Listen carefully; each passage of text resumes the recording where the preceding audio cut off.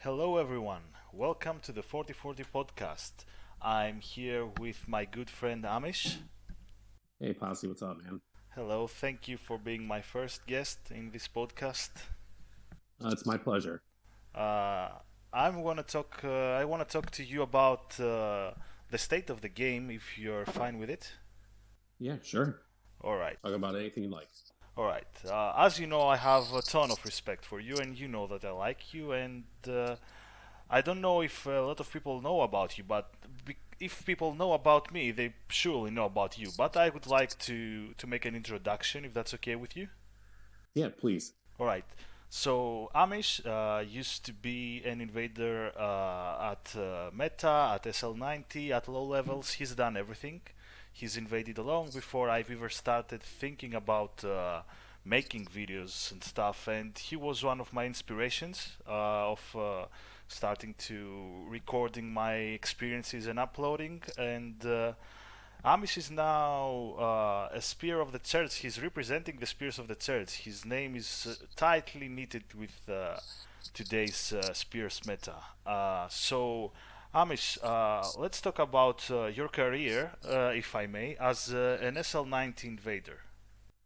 Yeah, sure thing. And thanks, Posse. So, I think it kind of started through Saint Riot because Saint Riot started streaming a couple years ago. Yeah. His channel was really small at the time. I think he had a couple hundred subscribers. He started streaming, and that really caught on. And today he's got I think 30, 40,000 subscribers, maybe more.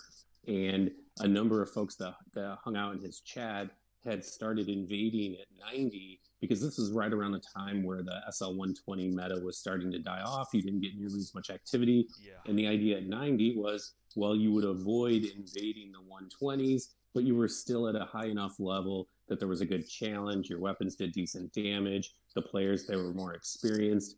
And I think that's really how it started. And just you naturally tended to find a lot of activity, Grand Archives, Dragon Barracks, Lothar Castle. There were lots of great places to invade. Oh, And then, and a lot of people followed Saint Riot at that journey at SL90. yeah, that's right. And then there was a Discord that got created for it.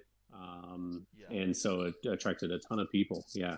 Yeah, the Discord was the SL90 Discord, and I'm missing the name of the guy who set it up. Was it I think it was Raf. Is that Raf? right? Yeah, exactly. It was Raf. Yeah. Yeah. Yeah. Nowadays it's an SL81 Discord. Why is that? I'm not really sure. I think that the kind of tenor of the Discord changed over the years, and a lot of different people joined. And I think a lot of the people that had originally been part of the SL90 kind of went their separate ways. And to be honest, I don't spend a lot of time on Discord these days, so Yeah, I'm not same. really, yeah. So I'm not exactly sure what happened there. Yeah, I used to be at the SL90 Discord when Saint Riot was advertising and they were setting it up like the early days, you know. And it was like when I joined, it was like 80 people, I think, or something, like the very very early days. And I met a lot of cool people over there. And this is a shout out to Saint Riot and Raf for making this thing possible. We have to thank those guys. So, okay, your experience as an SL19 invader, and your experience as a Spears of the Church invader, what's the main difference there?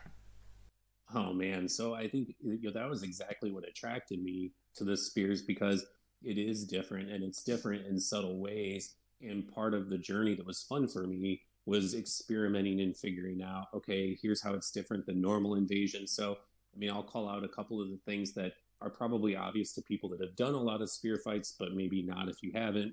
Hmm.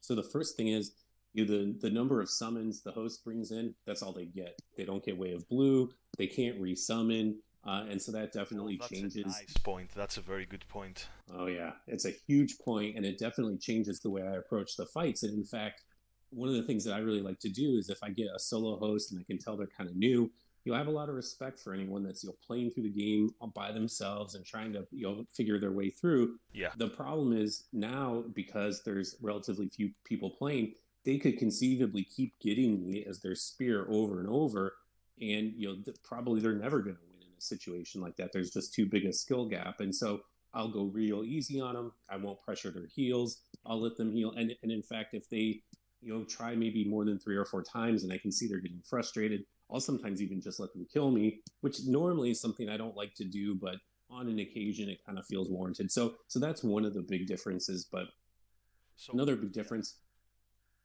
so there's no PVE, so there's really nowhere for you as an invader to hide. Now, obviously, they compensate you for that. You get a ton of extra poise, and it's not the normal DS3 hyper armor. It's the standing poise like you had in DS1, or like if you pop Perseverance, and that can help a lot. And of course, you can't heal.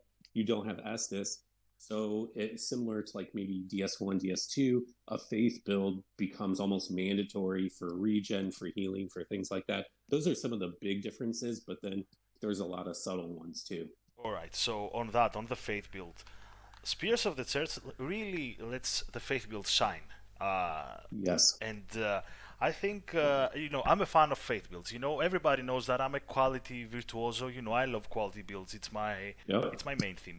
But I really do love faith builds. And I think there's nothing cooler than shooting lightning out of your fingers while playing. And faith build meta changes. Like if you're gonna play as a Spear of the Church, you need to focus on healing, on regen, on passive regen and stuff.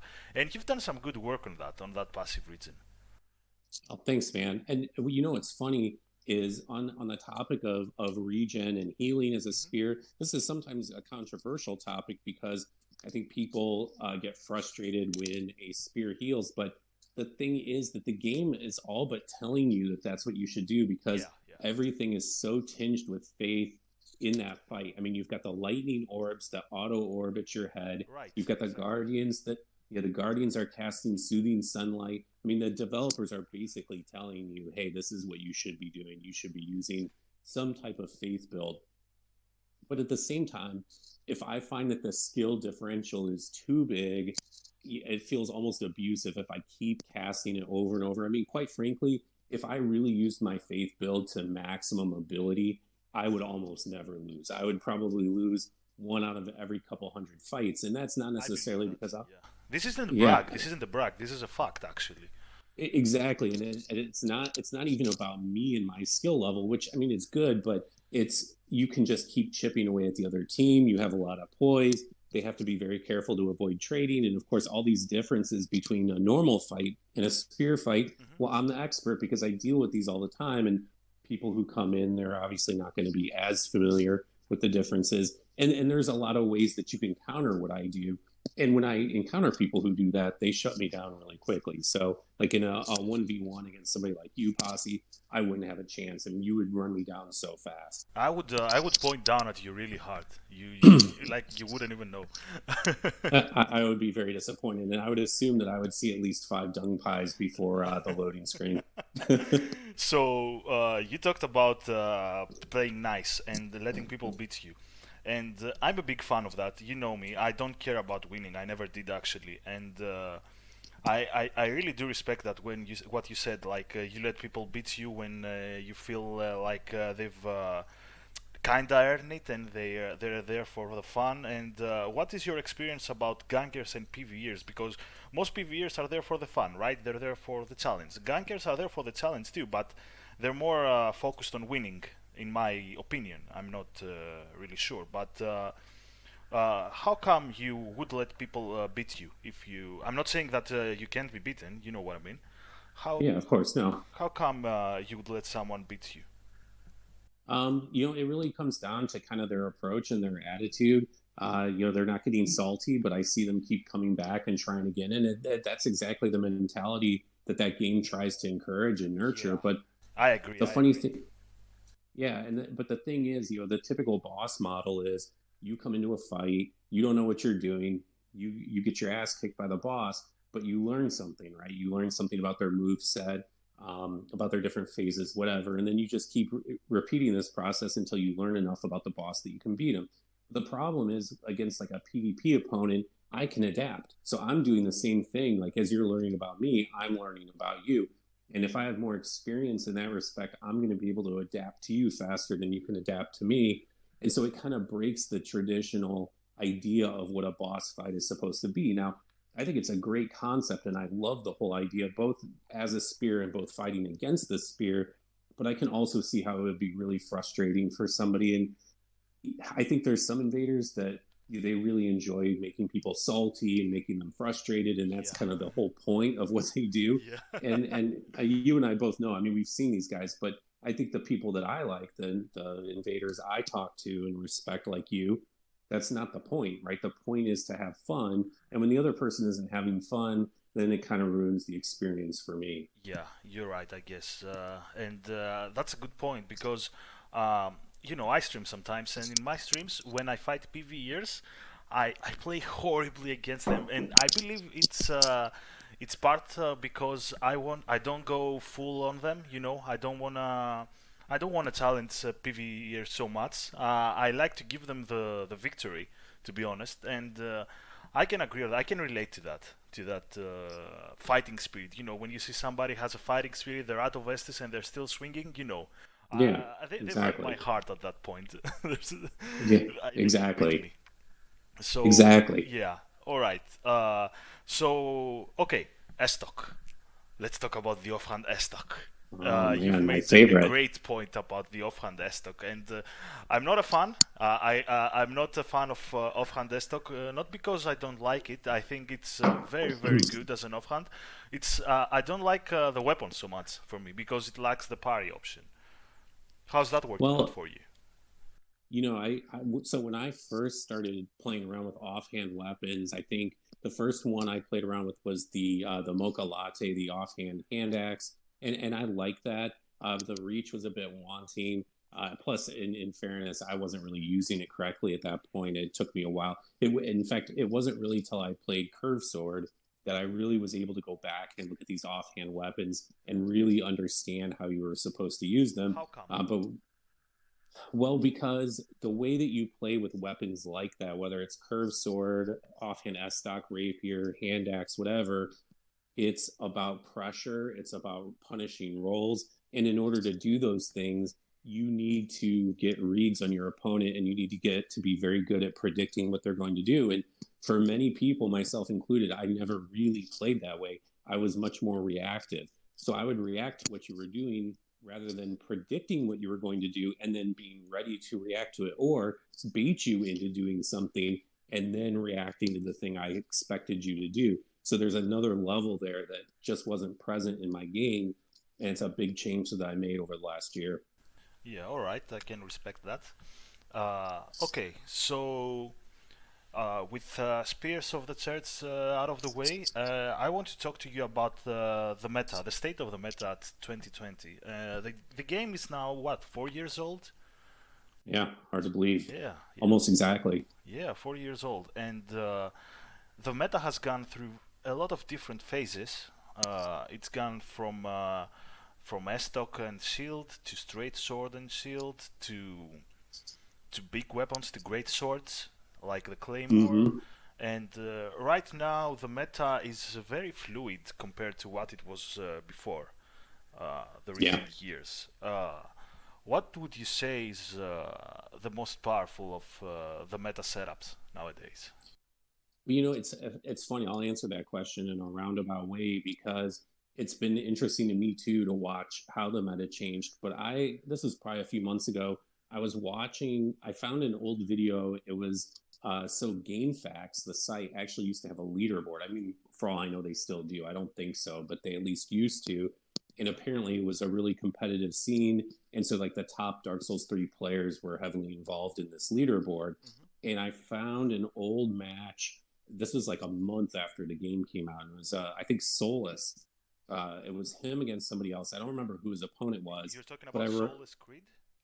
no, so I don't think that's the same person. So Solus Creed, the guy who's active now, he plays the Pyro build a lot. Okay. I don't think that is the same as Solus, is just one word. In fact, I think Solus is the one who got kicked out of Yuka's stream and caused a bunch of drama. Again, this is like not long after the game came out, but Okay, I he, wasn't active then. I was still playing Dark Souls 1. okay. Well, he the interesting thing was his build was offhand S stock and main hand curved greatsword. And I thought, well, Okay. that's really weird because that build's really popular right now. So evidently it had some popularity when the game started, but people drifted away from it for some reason that isn't clear to me. And now it's come back. So what happened in the intervening years? And the only thing I can really think of is I know when the game first launched, the main hand S stock was very fast, as fast as it is in the offhand now. But I think they nerfed the main hand recovery speed, but I don't think they touched the offhand recovery speed. So maybe it took people a while to figure that out. I don't really know. It's That's really an weird. interesting take. I've never really thought about that. Yeah. But I don't claim to know the reason, and it's something that I've thought a lot about too, and how it's changed. But if you ask me the most powerful, this is the funny thing. It depends. It depends so much on whether you're talking about duels or invasions, because in duels you Yeah. can take an approach with a very safe strategy that does very low damage over time.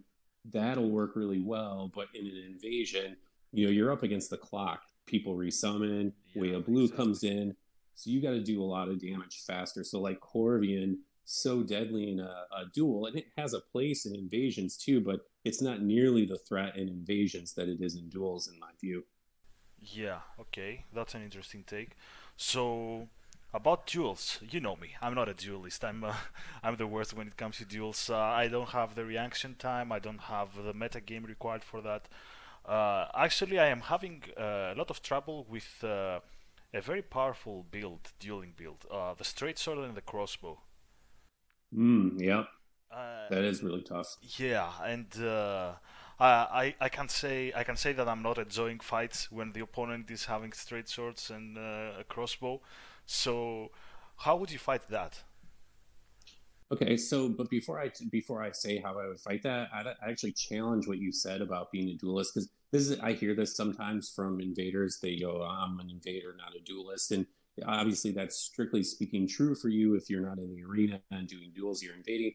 But ultimately, every invasion comes down to dueling, right? It may be a 5 second duel, it might be a duel against two opponents, but you're still using those same skills. And without fail, the best invaders I know are also the best duelists, and I don't think that's a coincidence because that's 95% of it, right? Like I know that I've heard some invaders say, "Well, he's a duelist, I'm an invader. There's a lot about invading that you don't know," but I'm not really sure I buy that. Like if you gave me one of the top tier duelists who had never invaded and had no idea how it worked, give me a week and they'll be a top tier invader as well. Like there's some things to learn, but there's not that much. It's mostly about your skill as a duelist. So I think you are a good duelist, even if you may not actually enjoy going into the arena and Oh, dueling. okay, that's a nice thought. That's nice to hear. But yeah, but in Gang City, I'm sorry for interrupting you. In Gang City, you know me, I'm a Gang City invader. I don't invade anywhere else nowadays. The last couple of years, I used to invade at Ring City too, but I don't know. I'm not enjoying it so much. It is. I think Ring City is actually more difficult than Gang City, to be honest, because there can be four of the good guys and two of the invaders, right? And in Gang City, sometimes I get good duelists that are invading. Like there's this guy Thomason, 1987. He's a very good duelist. He uses the partisan. He uses the whip actually, and I've got some very good co-invasions with that guy. But he's a duelist, you know. And on the rare mhm. occasions that we've invaded together, yeah, I can second. I'm actually supporting what you said that a good duelist can be a very good invader. You're uh, you're probably right about that. So Yeah, and the inverse, right? If you're a good invader, you're a good duelist. So good duelists make good invaders, and vice versa. okay, let's define good. Well, Because you know a lot of people go around saying you know this guy is the best, Z9 is the best, Gabri is the best, and I agree. These guys are the best, right? hmm I believe that the top tier players are right now. I don't know if is playing anymore, but you know at one point he was like a beast, right? And hmm D9 is actually D9 is definitely one of the best players in this game. I think Hmm. another what's that scrub's name? Mook. Yeah, Mook Oh is yeah, what a scrub, right? he's a scrub, but he does okay. He's all Yeah, right. yeah. He's doing alright lately, and I, I think we got some very good people representing the meta, and these people are actually good at the game. But I want to hear your opinion about what makes a good player. I that has actually changed a lot, and I think it fundamentally comes down to a couple things. First of all, they want to be good. Some people don't really care about being that good. I see some of these twinks. They invade, maybe like high wall, and they're just looking to grief new players. They're not really interested in getting good. They just want to push people around. So you've got to have a genuine interest in wanting to be good and really never like being satisfied, always looking to see what you did wrong, always looking to improve. And that's kind of a mindset that actually is very common to the people I hang out with because I like hanging out with people like that. They're always interested in pushing themselves and bettering themselves. Yeah. I think that to me that's the big thing, right? If you have a genuine curiosity about what are the things I'm doing wrong and you have that drive to improve, that's what's ultimately going to do it. And the specific mechanics or tech or anything, I don't think that really matters so much. All right. So in my opinion, like I categorize people like, okay, this guy is good at SL60. This guy is good at SL90. This guy is good at 120. Like, okay, I would say that I'm not I wouldn't say that I'm good, not because I'm trying to be humble. I would say that I am being realistic, right? I would say that I am respectable at meta, right? At 120, 140 and stuff. But I think I suck at 60. I actually suck at 60. And I don't the game is different from meta to 60, isn't it? I don't know, man. I mean, it is a little different, but to me, it's different in the sense that meta is harder. Not necessarily just because of the level. I mean, the level's part of it. Like the blender will kill you very quickly at meta, whereas Definitely. at 60, most of the time you can probably get out and heal as long as you stay topped off.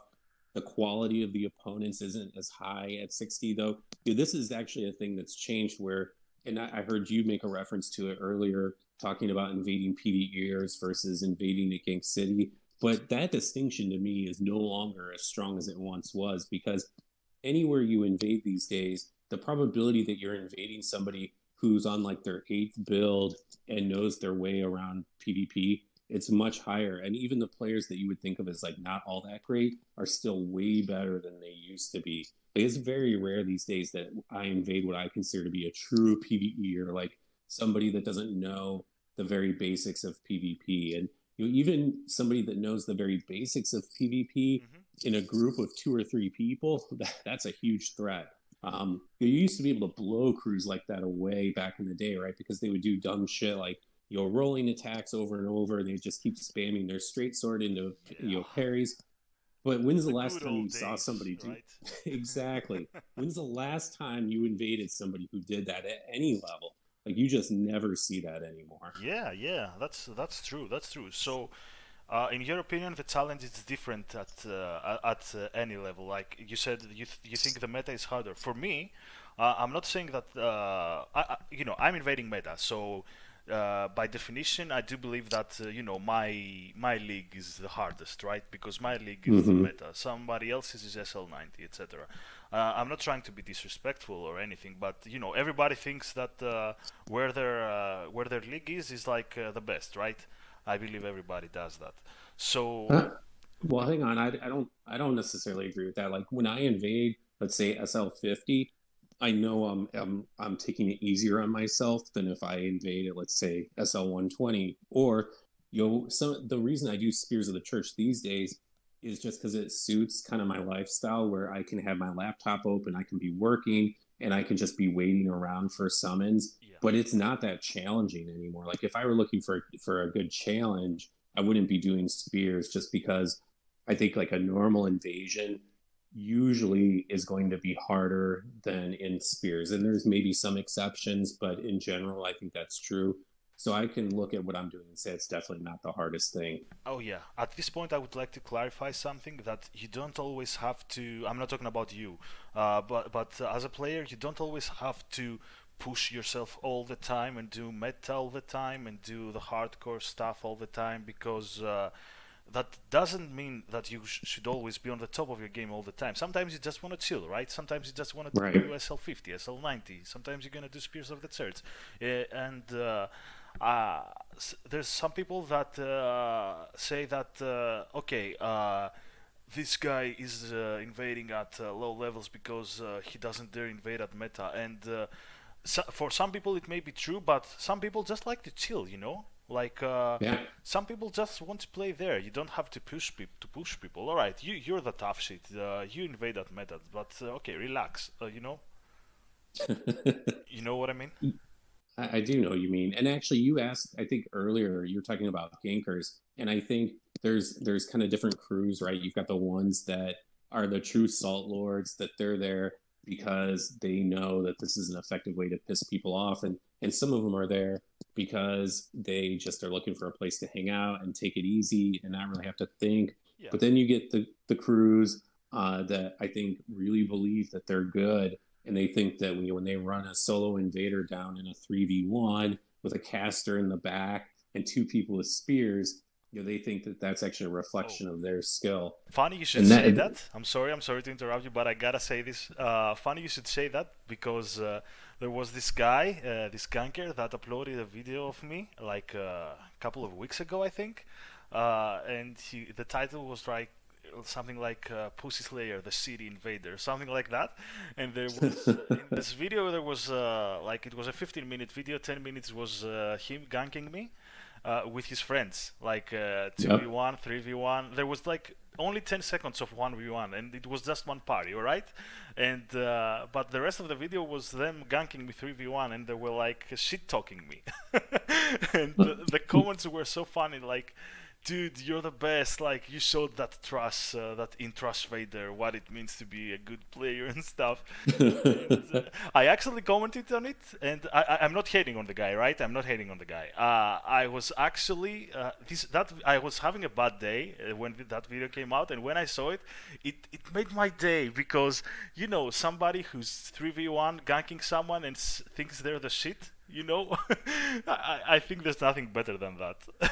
No, Like, I yeah. totally agree. And I think that's the right attitude to have about it. And I always think to myself, I think of the market test, right? Like what are people actually interested in? And these gankers, they're there all the time and they make videos and they rarely get more than 100, 200 views. And I feel like half the time when they get three, 400, it's only because they made some like, half-assed exposed video of somebody like you, and then a bunch of us pass it around just to have a good laugh, Yeah, and that's exactly. where half that's where half the views come from.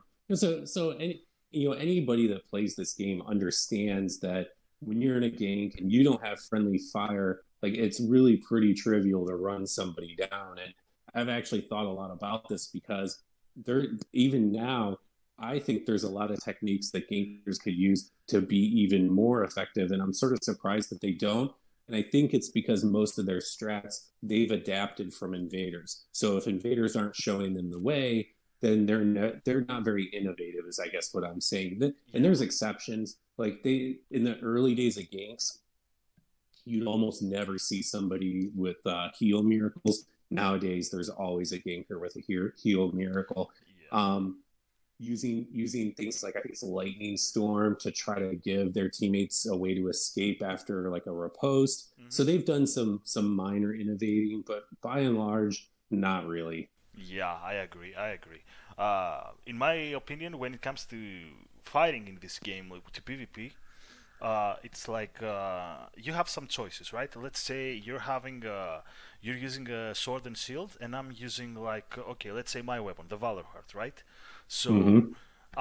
you have some options. You can do R1, you can do a running attack, or you can do an R2, right? These are your options out of neutral, right? So Yep. my options out of neutral are to either you can also do the weapon art like the guard break because I have the Valor Heart. Most people do that. My options are as a Valor Heart user is to react to your R1 or either do my weapon art or stun you and go for an R1, and then the roll cuts in the jump attacks roll cuts that I do, right? Yep. So Yep. in my experience, when it comes to ganks, let's say you're being chased by a caster, a crystal skill spear user. You're being chased by an ultra weapon, an ultra greatsword, and by a spear, like a ring knight spear, right? Three people are chasing you Mm-hmm. with that. Your options as an invader are limited to rolling, Yep. to Yep. trying to parry. But even if you try to parry, you probably get hit by a spell or something. And when it comes to ganking, because I had a dried finger run with my friends like a couple of months ago, and I saw it from the perspective of the gank. The meta was limiting the invaders' options. Yep. Like Yep. if you're not actively chasing the invader, you're giving them more options, and the more options you give them, the more chances they have to beat you.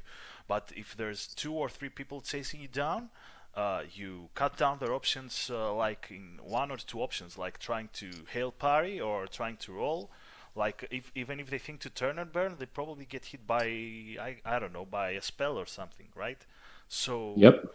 for me, the meta at Gank City is having more options, and I think that's the bane of invaders nowadays, because gankers are up to it. They know it. Yeah, I I totally agree.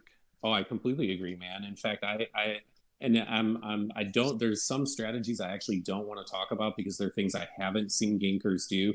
But you even with just two people ganking a single player, if you like, in other words, if you and I set up a gank, we could make it so it's literally impossible for the other invader to escape to do anything. oh Like yeah. we could cut off every single option they have because of the no friendly fire. But even I've seen softer versions of this. The example you just gave, where you're getting chased down by those three players. Yeah. There's a couple guys that gank at Pontiff where on wake up, one of them always parries and the other one always attacks. And Yeah. it's like, so your only option is to roll, or if you have a parry tool, maybe you could go for a parry, but I think they mix up their timing. So by virtue of there being more than one person, they absolutely cut your options down. And, and that to me, that's one of the reasons I stopped invading at meta so often, because I found that instead, and I don't mind losing, like I'm totally fine with that. I'm sorry, I I think missed you there. Come again? I was just saying I'm fine with losing. And Yeah. I think every invader has to feel that way or you'll never get any good.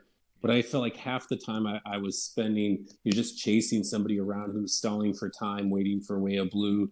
You're using the FAP glitch to just sprint around the arena. And it just felt like I was dealing with a lot of things like that weren't fun. Which is not to criticize people who do it. Like some of the best players I know, like you do choose to invade there, and it takes a lot of skill. I just find it often to be a really frustrating experience, and not just because I lose, but for other reasons as well. Can I hang on to one word? The word Yeah. glitch. The word glitch, fab glitch. You know where this is going. This is going to the Estes glitch, to the Estes cancel, to the Estes refill, to the moose swap glitch. Yep. And I want to hear your opinions about glitches. Everybody knows my opinions about glitches. I'm gonna tell them after yours, but first I want to hear your opinions about glitches. Well, I mean, the sad thing is, in any normal game, we wouldn't even have to have this discussion because the developers would be fixing these issues, right? And I it like I wouldn't. like the words you used. Any normal game. Yeah, and unfortunately, Frum's made it clear that they don't have any plans to patch the game any further, which is, frankly, it's really disappointing to me. Yeah. And so it falls to kind of the community to set guidelines for ourselves and what's acceptable and what isn't. And I think most people, actually surprisingly, the overwhelming majority of people can have a kind of consensus. Like the bow glitch is actually pretty rare. It's much rarer than I really expected it to be, but there are definitely people that will still use it. And then when you get to the easier, or not easier, but let's say less impactful glitches like FAP glitch Yeah. or maybe Estes cancel, those are comparatively more common. I would like to see them all removed from the game, but I know that's not a reality. So for me, I just try to balance my approach to that of my opponents. So if my opponents are going to Estes canceled, then I probably will. I think at meta it's a little different because you're at such a disadvantage against these ganks that if you choose to do those sorts of things, You have you to know, use, yeah. I'm not going to really criticize it. But if you're invading PvEers at let's say soul level 65, then I'm maybe not as fond of it. Yeah, it's kind of low. I agree. I have this friend of mine, the Lone Ranger. I don't know if you know the guy. I do. He's a very good meta invader. Lately, he's transitioned to max level, and you've done some max level. I have. I was talking with my friend Hamad, and he said you've talked about it, and he helped you out and stuff with souls, etc. And You did. so Spent a lot of time helping me yeah, actually. and I've watched your video about it, and you're actually mentioning him there. So Bill, the Lone Ranger, he's my friend, right? He's very good. He's way better than me, and he's transitioned to max levels. And you know why is that? Because we he got sick of non-scaled down Over leveled. phantoms. Yep. Like you're invading out 140, the host is probably 160, 170, and they're having max level phantoms, and it's they're unbeatable. Actually, they're 99% unbeatable. Everybody can be beaten, right? But Right. there's a fine point in the game that ganking becomes griefing, and griefing becomes masochism, like torturing yourself. Because I think nowadays the meta is dying because of this, because of the glitches, the invaders meta, not the dueling meta. I couldn't agree more. And one of the things that's evolved over time is that the gankers have learned to leverage kind of the weaknesses in the game. So they learned a while back, hey, this downscaling isn't very effective. Yeah. My overleveled friends retain a lot of their power, so I'm going to bring them down. But even when it's not that, and I think Mocha and I think Silly mentioned this too in one of their videos, where if you go into the swamp at like soul level 40, well, then the host is hanging out at like soul level 55 and he's like maybe +4, +5. Yeah. Well, then he can summon in his friends that are at like soul level 75 and they're at like, +6, +7, +8. And of course, because they match, they don't get downscaled and you get way of blues that are high level. Like I've gotten summoned into swamp fights as part of the Blue Sentinels, at like soul level 65 +7. And I know that the red there is probably like soul level 35. So Yeah. yeah, it's very frustrating. That's kind of low. I during my dried finger run, I hosted at host. I used to host. All right, I did host at the Woods and at the Faron Woods, and I was like 29 +3. Right, I was like at Mm-hmm. the what people would say normal level, like. Not the ganker meta at low levels. And I wanted to see what kind of invaders I would get, and the only kind of invaders I would get would be clueless watchdogs, not even reds, clueless watchdogs with the Abyss Watchers set and the weapon, and because I believe most invaders at low levels they moved on from the 30 +3 meta. I agree. I agree because it's been an arms race, right, with the gankers because they know the gankers are sitting there now at like soul level 40, soul level 50. And so, of course, then the invaders increase and then the gankers do too. Because most people who invade in the woods, the good players, they're not looking for the new PvEers. Like, that's no fun. Yeah. They're looking for the ganks. So if you stay at those lower levels, I agree, you're just going to get the Bambies. And I think a lot of those guys, they're either playing through the game for the first time and they're just kind of curious about the covenants, or they're trying to platinum the game and so they're trying to get all the covenant rewards so they can finish up the game. But yeah, it's really frustrating when those guys are your teammates. Oh yeah, and the one thing that annoys me most. I've talked about it several times. It's not gangers. I don't hate gangers. I'm actually friend with most of the gangers, and when they're not ganking me, I'm messaging them. I'm actually messaging them, and I'm telling them please gank me because even one in a million chances I manage to beat the gank, it's gonna be an awesome victory. You know what I mean? I do know what you mean. I do prefer that than actually fighting the one by one. But there's also people that are playing griefing and are just there just to shit on you, about BMing you. I'm talking about bad manners here. And I also agree with that. I've been criticized about my bad manners because I do have a lot of bad manners, not with all the people, but with people that gave me not a hard time, but my salt levels rised a bit, and I want to hear your opinions about bad manners because I'm all for bad manners, but only in that particular invasion. Afterwards it's out of my system. Yeah, what I found for me was that I used to, throw out a lot more point downs. I was never really big in the dung pies, but point downs, I definitely used to let those fly quite a bit, like a couple Yeah. of years ago. But what I realized is it just ended up making me feel worse. And if I step back, I realize like this is just somebody trying to enjoy the game, same as I am. And when I focused on not expressing salt, I actually felt less salt, and I felt there's like this zen to invading where you have to just let the losses kind of run off your back and not let it get you down too much, but you also have to learn from them. And so there's kind of this delicate balance. And anyway, I just found it was a more enjoyable experience for me. And I think for the people that watch my videos or they watch my streams, but I will still throw them out every now and then. Like literally just 3 days ago, I had some guy come into the spear fight and literally just ran around the perimeter of the fight and not running around like scared running just to kind of be an ass. Yeah, that And you can't hit me, Meta. yeah, exactly. And so I swapped to the spear, and then I mixed between two-handed and then one hand with the S stock to pressure him up close, and I was able to shut that shit down. He got a point down, but that was probably like the first one I threw out in months. So definitely not a regular part, but at the same time, if people do that, I think people kind of have to play how they want.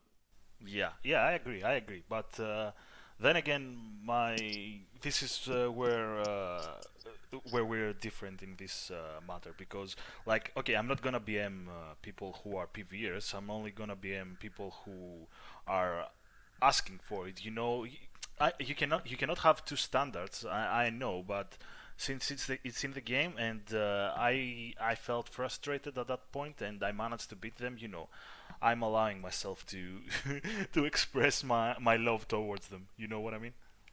Yeah, and like I do the same thing. I think I probably just do it less often than you. That's Yeah, all. yeah. All right. Time flies. We're nearing the end of the podcast, and I would like you to give a message to the viewers and some advice to our viewers. Some advice. I would just say try to have fun with these games. Try to learn. Try to get better. To me, that's where the fun always comes from. Is that virtuous cycle of improving and seeing that improvement result in more wins. And try to pick small things. Like don't try to conquer the world all at once. Pick one small facet of your gameplay and focus in on that until it becomes a regular part of your gameplay, and then move on to something else. All right. All right. Thank you for being here. Thank you for having this podcast. And you're actually my first guest. So thank you for taking this leap of faith with me, Amish. Hey, thanks, Posse. I'm really honored, and I had a great time. So thanks for having me.